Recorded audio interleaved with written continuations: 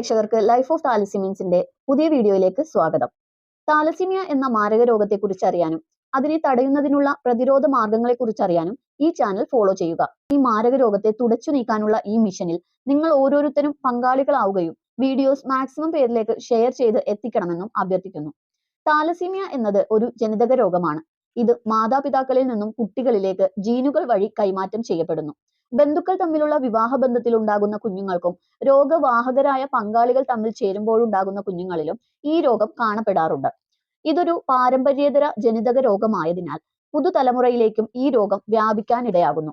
ഈ മാരക രോഗത്തെ തടയാൻ നാം ഓരോരുത്തരും താലസീമിയ വാഹകരല്ല എന്ന് ഉറപ്പുവരുത്തുന്നതിലൂടെ സാധ്യമാക്കാവുന്നതാണ്.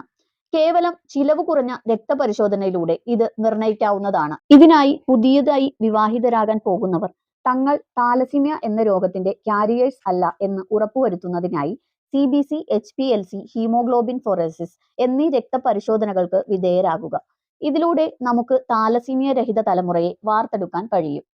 അപ്പോൾ ഇനി ഈ അസുഖബാധിതരായിട്ടുള്ളവർക്ക് എന്താണ് സംഭവിക്കുക എന്നറിയണ്ടേ? താലസീമിയ ബാധിതരുടെ ജീവിതം സാധാരണക്കാരെ അപേക്ഷിച്ച് വളരെ പ്രയാസകരവും വേദനാജനകവുമാണ്. താലസീമിയ എന്നാൽ രക്തകോശങ്ങളിലെ ഒരു പ്രധാന ഘടകമായ ഹീമോഗ്ലോബിന്റെ കുറവ് മൂലം രക്തകോശങ്ങൾ വളരെ നേരത്തെ നശിച്ചു പോകുന്ന ഒരവസ്ഥയാണ്. ഹീമോഗ്ലോബിന്റെ കുറവ് മൂലം ഏകദേശം 120 ദിവസം ആയുസ്സുള്ള ഒരു ചുവന്ന രക്താണു ഒരു താലസീമിയ രോഗിയുടെ ശരീരത്തിൽ വെറും ആഴ്ചകൾക്കുള്ളിൽ നശിക്കാനിടയാകുന്നു.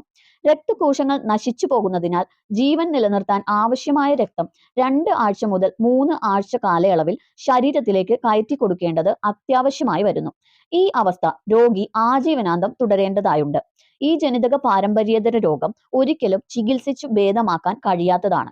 വളരെയധികം ചിലവേറിയ ബോൺമാരോ ട്രാൻസ്പ്ലാന്റേഷൻ സർജറി കൊണ്ട് ഈ രോഗം ഫലപ്രദമായി ചികിത്സിച്ചു ഭേദമാക്കാൻ കഴിയുമെങ്കിലും ഈ നൂതന ചികിത്സാ രീതി വളരെയധികം ചിലവേറിയതും പ്രയാസകരവും വിജയത്തിലേക്ക് എത്താൻ 2 വർഷക്കാലമേറെ താമസമെടുക്കുന്നതുമായ ഒന്നാണ്. സാധാരണ രക്തക്കുറവുള്ള മനുഷ്യരിൽ പോഷകാഹാരത്തിലൂടെയും അയൺ ഗുളികകൾ കഴിച്ചും രക്തം വർദ്ധിപ്പിക്കാൻ കഴിയുമെങ്കിലും താലസീമിയ രോഗികളിൽ രക്തം കയറ്റിക്കൊടുക്കാതെ രക്തത്തിന്റെ അളവ് കൂട്ടാൻ സാധിക്കുകയില്ല.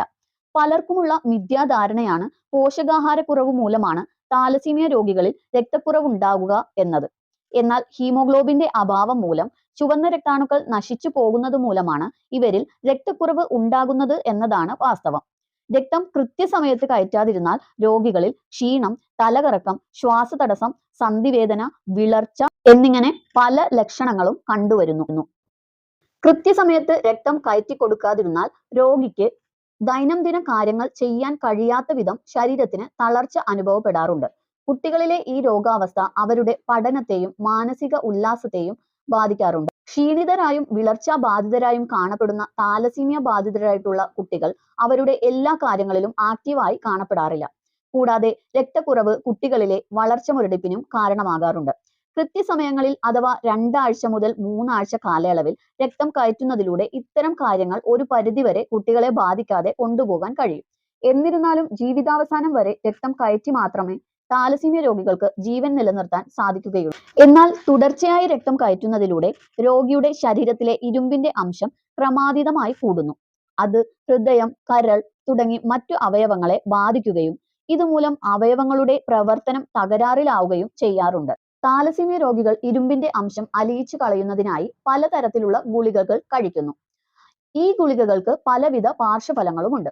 എന്നിരുന്നാലും ഇരുമ്പിന്റെ അംശം അലിയിച്ചു കളയാനുള്ള ഗുളികകൾ കഴിക്കാൻ ജീവിതത്തിലുടനീളം ഇവർ നിർബന്ധിതരാകുന്നു. തുടരെയുള്ള രക്തം കയറ്റലും ഗുളികകളുടെ ഉപയോഗവും അതിന്റെ പാർശ്വഫലങ്ങളും രോഗിയുടെയും അവരുടെ മാതാപിതാക്കളുടെയും ജീവിതം ദുരിതത്തിലാക്കുന്നു. അപ്പോൾ എന്താണ് ഈ രോഗത്തെ പൂർണ്ണമായും ചെറുക്കാനൊരു മാർഗം? മാതാപിതാക്കളിൽ നിന്നും കുഞ്ഞുങ്ങളിലേക്ക് ജീനുകൾ വഴി പകരുന്ന ഈ രോഗവ്യാപനത്തെ തടയുക എന്നതാണ് ഒരു പോംവഴി. അതിനായി ഓരോ വ്യക്തികളും തങ്ങൾ രക്തപരിശോധനയിലൂടെ രോഗവാഹകരല്ലെന്ന് ഉറപ്പുവരുത്തുക. നമ്മുടെ കുഞ്ഞുങ്ങൾ ആരോഗ്യവാന്മാരായിരിക്കാനും ഇനിയുള്ള തലമുറയിൽ നിന്നും താലസീമിയ തുടച്ചു നീക്കാനും നമ്മൾ പ്രതിരോധ മാർഗങ്ങൾ സ്വീകരിക്കുക. ഓർക്കുക, പ്രതിരോധത്തിലൂടെ ഈ രോഗത്തെ പൂർണ്ണമായി ഇല്ലാതാക്കാൻ കഴിയും. നന്ദി.